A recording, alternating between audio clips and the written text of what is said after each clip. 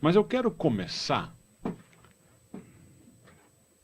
lembrando, porque vira e mexe com cada pessoa que eu tenho aqui, a gente sempre consegue achar algum problema sério.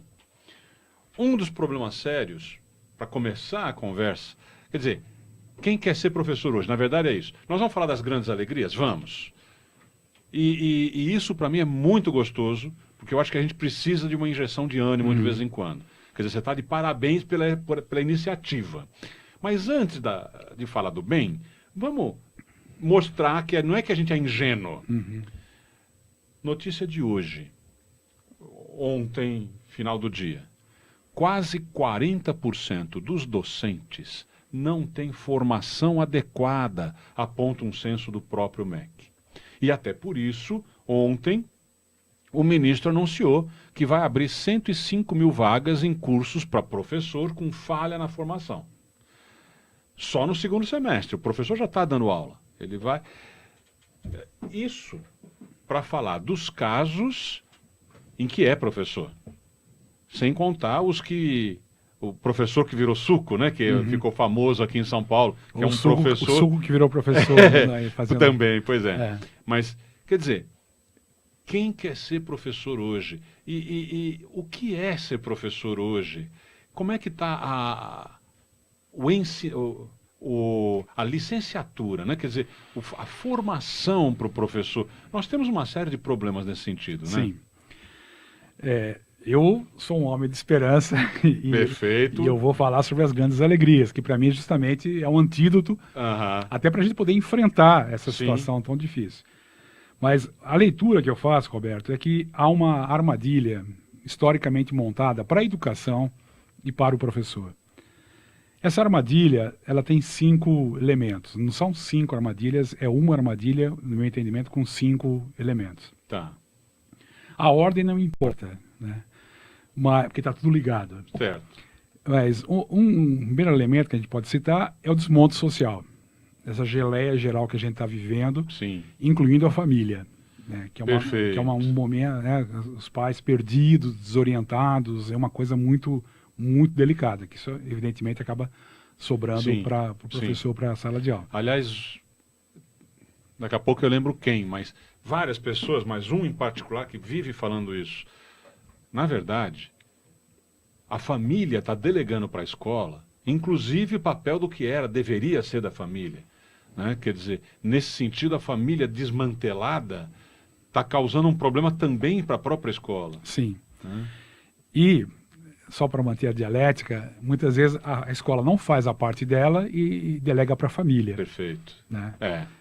Onde já se viu você ter pai e mãe que precisa ajudar o filho na lição de casa. Isso não é tarefa dos pais. Não. Né? É tarefa dos pais valorizar a escola, valorizar o professor, valorizar o estudo.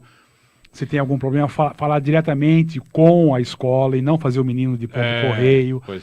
Mas não é papel da escola resolver as questões de conhecimento. Isso somos nós. Nós somos os profissionais da educação. Claro. Então aí há um jogo bastante delicado, que depois a gente pode até aprofundar se for o caso. Mas esse é o primeiro elemento da armadilha, desmonte social. E tem a ver também com toda a questão da corrupção, a questão da valorização, da crise de valores, etc. Um segundo elemento, que já é mais específico, que é o desmonte da escola. Se você pegar os últimos 40 anos, isso não é uma coisa de um governo... Eu estudei em escola pública. Pois é, eu também. No meu tempo, escola particular era PPP. Aprendi, e tive que aprender. E escola particular era PPP. Né? Papai pagou, passou. Né? Então e eu estou com 60, né? Então não sou tão velho assim. Não, né? Eu acho novo. Eu acho novo. Um garotão. Então a gente vê esse desmonte da educação. Né? E desmonte objetivo e subjetivo. Um terceiro elemento da armadilha é a questão do currículo disciplinar instrucionista. Aquela coisa de 50 minutos, 50 minutos, a fragmentação. Né? Sim.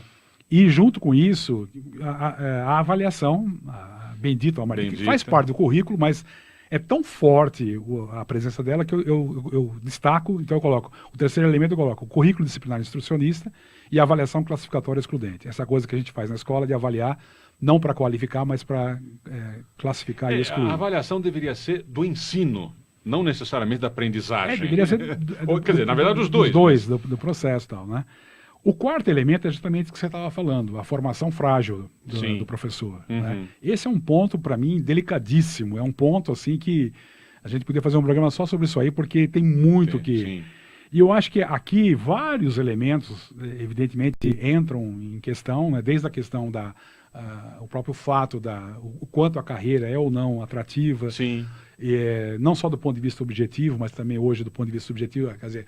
Qual é a imagem que a mídia passa do professor da escola? Pois é. Os professores fazem trabalhos maravilhosos, né? A gente conhece, o MEC acabou de fazer o ano passado um levantamento. Sim. Com premiação e tudo, e merecido. Mas mesmo aquele outro que foi o mapeamento das experiências, 178 práticas tal, que foram identificadas em escolas realmente criativas. E isso, quem ficou sabendo? Verdade. No entanto, o aluno vai lá, esfaqueia o professor, todo mundo fica sabendo. Então, dá manchete. A imagem que vai passando para a sociedade é uma imagem, quem quer ser professor nesse contexto? Claro. Além disso, as condições objetivas, em termos de salários e condições. Condições materiais. Salário nem é exatamente a condição primordial, mas hoje, com certeza... Isso, e hoje nem é a queixa maior de muitos professores, né? E esse é um ponto delicado, claro. mas enfim, né? Agora, tem uma outra questão antes de chegar na formação, porque a formação, só para você ter uma ideia onde eu penso. Sim, se eu tivesse poder, se eu fosse ministro da Educação, tivesse poder... Eu voto no você. Bom, deixa pra lá. O texto que eu fiz pro MEC não foi aprovado, você imagina ser ministro, mas deixa pra lá. É um texto sobre currículo, mas enfim. Tá. Porque o Miguel Arroio ficou com a parte dos alunos. Sim. E eu fiquei com a parte dos professores. Tá. E eles acharam que meu texto era muito provocativo. Aí se propuseram apagar, mas eu não aceitei. E foi ótimo, porque daí, a partir daí surgiu meu livro de currículo. Tá. Né? Mas um texto já teve... Você imagina chegar no ministério. Mas enfim, se eu tivesse poder, eu colocaria... Porque, em primeiro lugar, eu estou falando do professor, isso é importante. Eu não estou falando do dador de aula, do tomador de conta de menino, do piloto do livro didático. Isso aí qualquer um pode ser. Eu estou falando do professor, aquele que está comprometido com a aprendizagem efetiva, o desenvolvimento humano pleno, a alegria crítica de cada um e de todos, através da apropriação crítica, criativa, significativa, duradoura dos conhecimentos historicamente relevantes para a formação da consciência, do caráter, da cidadania e da preparação para o trabalho. Aquilo que a gente põe no PPP da escola. Se for levar a sério, o professor é uma coisa hiper complexa. Então, para mim, para desenvolver essa atividade, eu colocaria a formação do professor em 8 anos, período integral, com estágio, desde o primeiro ano, remunerado. Para mim, a formação do professor deveria ser como a do médico, né? Dada a complexidade da sua tarefa. Mas aí tem um complicador. Aliás, tem muitos complicadores, mas um dos complicadores é que nós somos uma das poucas profissões que temos muitos anos de experiência no futuro campo profissional antes de começarmos a estudar cientificamente o futuro campo profissional. Eu até hoje não achei outra profissão. Porque, por exemplo, você vai fazer advocacia. Sim. Que experiência você tem do campo da advocacia? Seu pai era advogado. Você participou de alguma... Mas são coisas esporádicas, né? Sim. No magistério, não. Quando você vai ver pela primeira vez os fundamentos da didática na pedagogia, você tem 11, 12 anos de experiência.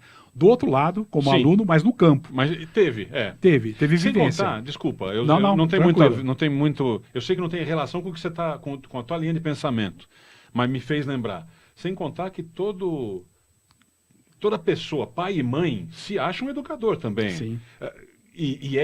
Mas não um educador formal, isso. Não um educador para a escola, de profissão. Somos nós, somos professores. Mas para mim isso tem a ver com a própria com a formação frágil. O elemento da armadilha. Não, isso. Agora para falar do quinto, retoma um pouquinho porque a gente falou bastante. Então nós estamos falando das armadilhas com relação...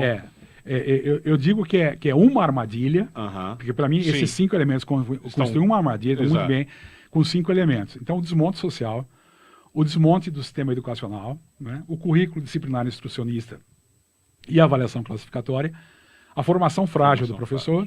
E agora o quinto. O quinto elemento. Se você tem esses 4 aqui, é muito provável que o aluno não aprenda. Com certeza. E quando o aluno não aprende, aparece o quinto elemento, que são as justificativas ideológicas para a não aprendizagem. Ai, meu Deus. E aí, se o aluno não aprendeu, onde é que está o problema? É óbvio, está nele ou na sua família. E aí a escola se isenta e o professor não se implica. Então, isso é um problema porque você fica um ciclo vicioso. Você fica patinando. É uma coisa muito, muito delicada essa. É uma Eu não coisa... lembro se é o Hamilton Werneck, acho que é ele, que tem até um livro, um título de livro dele que é isso. Você finge que ensina, que ele finge que aprende, né? No fim acaba ficando mais ou menos isso, né? Isso. Porque a culpa é sua de não aprender. Eu passei tudo que eu tinha. Esse é um ponto delicado, que volta àquela questão primeira lá, quando a gente falou da família. Sim. Porque, veja, é importante dizer que quando o professor faz isso, a gente tem que levar em consideração esses 4 elementos da armadilha. Sim. Né? Então, claro. Você imagina não, o ânimo... Não é uma coisa consciente isso, de que eu decidida. quero... Sim, né? claro. Você imagina o ânimo de um professor, né? Depois que ele deu 40 aulas Sim. no mês? Não, numa semana. Né? Isso para pegar leve, né? que alguns que chegam a 70. Né? Então, é um contexto bastante delicado. Né? Mas o fato é que, diante dessa situação tão delicada e tão angustiante, você acaba acionando alguns mecanismos de defesa. E um deles é esse de você colocar o problema na família e no aluno. Sim. Então, esse 5º elemento, ele acaba sendo um elemento, embora talvez fosse o mais fraco, ele é muito forte, porque ele acaba não responsabilizando. Né? Ele é a consequência dos 4, mas acaba influenciando os 4 para ficar pior ainda. Justamente, e realimenta. Ele realimenta.